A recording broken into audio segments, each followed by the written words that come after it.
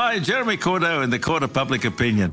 I'm just on air here to let you know that we'll be live streaming the Court of Public Opinion every Friday between 9 o'clock and 12 on jeremycordeaux.com. Please join us. We'd love to have you. The information contained within this podcast does not consider your personal circumstances and is of a general nature only. You should not act on it without first obtaining professional financial advice specific to your circumstances. Paul Atherton is an ex-Wall Street advisor on a mission to help young people win back their financial power, wealth and security. He does this by helping them understand the hidden world of finance, risk and investments, helps them figure out how it impacts them, and to seize the opportunities to make it work to their advantage. This is Paul Street Journal. Welcome back. I'm here with Paul Atherton. How are you this morning? I'm great, Tim. Thanks for having me. That's good. Now, we've had a few discussions recently about investment, and I'm just really starting to look into it, thinking about putting roughly 10% of my wage away into it. Not too much, but enough to make a difference, obviously over a long period of time, as you've astutely taught me. Can you give me some tips?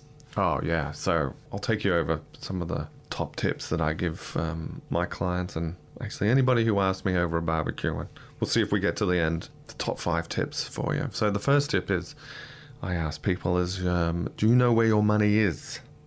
Did you remember there was, certainly in the States, there was it's 9 o'clock at night and do you know where your children are? I say the same. It's 9 o'clock at night and do you know where your money is? And the answer tends to be, I have no idea. And think about that. Just think, let that sink in for a bit. People's superannuation, we use that as an example, their largest amount of money that they have, or second largest, and they have no idea where it is. I went over a portfolio recently of a client and a friend of mine. I went into detail of where it was invested. This is before I took it on. And it turned out he was a massive investor in condoms. So I asked him, I said, was there a reason for this? And he had no idea. But the point being, there is very little or no transparency. And there should be. You should know exactly where your money is. So that's point 1. Know where your money is. And that leads quite nicely onto point 2, is have a strategy. So my friend, the condom investor, didn't really think that was potentially the best investment for him. Well, potentially not, but let's think about it. Why? Maybe it is. Maybe there is a way to think about it. But you have to have a strategy. You can't go into anything without a strategy. And you wouldn't even go into the weekend without a strategy.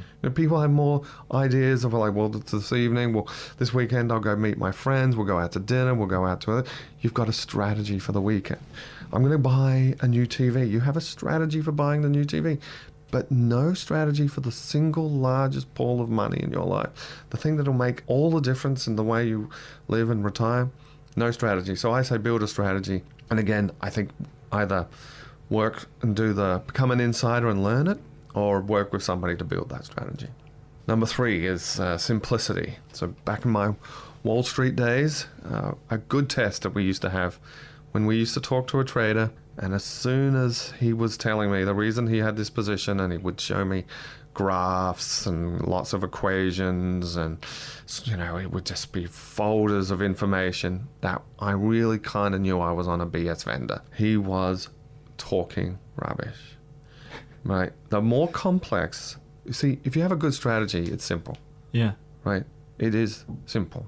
You've got to know. The strategy is always simple to explain. And my rule of thumb there is it's the elevator pitch. If you go down an elevator, you should be able to tell somebody what your strategy is by the end of the elevator. Now, it may take 10 floors, but it should be the elevator pitch. Now, think about me, right? 22, 4, 5, I think it was 25 years almost on Wall Street. I could tell you my strategy on 1 floor, maybe 2, depending how fast the lift is. Wow. That's how quickly the strategy is. It's that simple, and it should be simple. And it makes your life easier and it's much more fun. Tip number 4, I think we covered in last week in the investment, which is start young. Starting young helps you use the magic of compounding. That is 1-2% compounded over many years. It just has extraordinary positive impacts and very, very large impacts on your portfolio. Automate it, make sure it goes straight into an account. Small accumulations over a long period of time with really good compounding. fantastic. And the way to get the long period of time is to start as younger as possible. And I guess the audience here is largely young, so you guys are in good shape. So get it done now. I guess I also made that point last week, which was don't wait till you've got a lot of money to do it.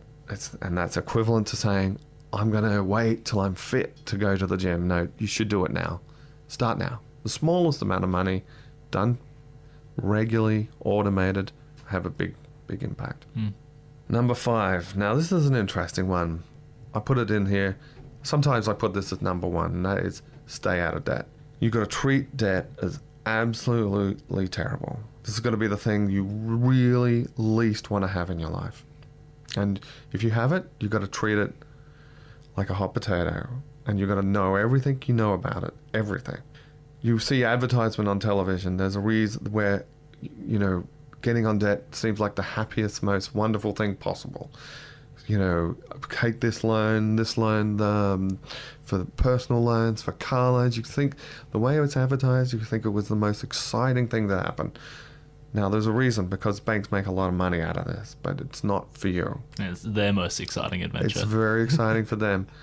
No one wants to be in debt. In fact, there was a study done saying the least happy people on the earth, least happy, are those that are in debt, and the most happy are those that are out of debt. In fact, so the highest leverage point for your happiness in the long term turns out to be debt. So treat it with a lot of respect. That would be my 5th tip, Tim. That's very comprehensive, and I think just from my own experience, I can definitely agree with. Quite a few of those. Obviously, I haven't quite experienced the magic of compounding, but it can work for you, and it should be on your side. Debt is where it works for the bank and not for you, against you. So, like I said, to know where your money is, which seems very straightforward, but I can guarantee you, listeners, very, very few people know where their money is. And if you don't know where your money is, you can't have a strategy. But if you do, you can, and a strategy is fundamental. Keep it simple. As soon as somebody's coming up with complex formulas for you, I'm going to invest here and there, and we're going to do this, and that's the biggest sign you're talking to a BS vendor. Stay away from them. Start young, right? Get onto it, even if it's the smallest amount of money. Really, get out your Excel. Put a couple of percent. Put 7% in. Put a small amount, see what happens over 10, 20 years. It's amazing.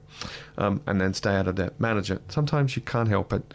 The debt you need, perhaps you have some school debt or you get debt for a house. Sometimes you can't help it, but avoid it. And where you do have it, understand it. Thank you for joining us. It's been very informative. Paul Street Journal. Hi, Jeremy Cordeaux in the Court of Public Opinion. I'm just on air here to let you know that we'll be live streaming the Court of Public Opinion every Friday between 9 o'clock and 12 on jeremycordeaux.com. Please join us. We'd love to have you.